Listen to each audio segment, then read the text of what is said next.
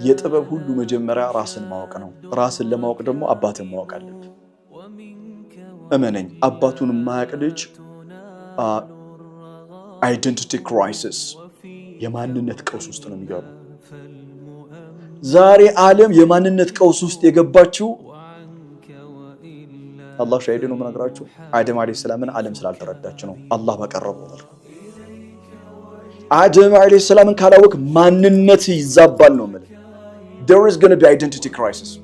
ለዛ ነው አላህ የማንነት ቀውስ እንዳይፈጠር አባቱን የማያውቅ ልጅ እንዳንሆን የመጀመሪያው ታሪክ የአደም አለይሂ ሰላም ታሪክ ያደረገው።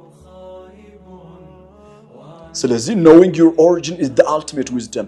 ምንጭህን ማወቅ መነሻህን ማወቅ ማለትም አደምን ማወቅ the ultimate wisdom ነው። የጥበብ ሁሉ ጥጉ ነው። የኛ true identity የእውነተኛ ማንነታችን በአባታችን አለይሂ ሰላም ታሪክ ውስጥ ነው ያለው።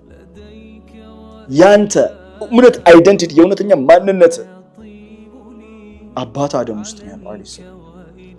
አባትሽ አደም ውስጥ ነው ያለው።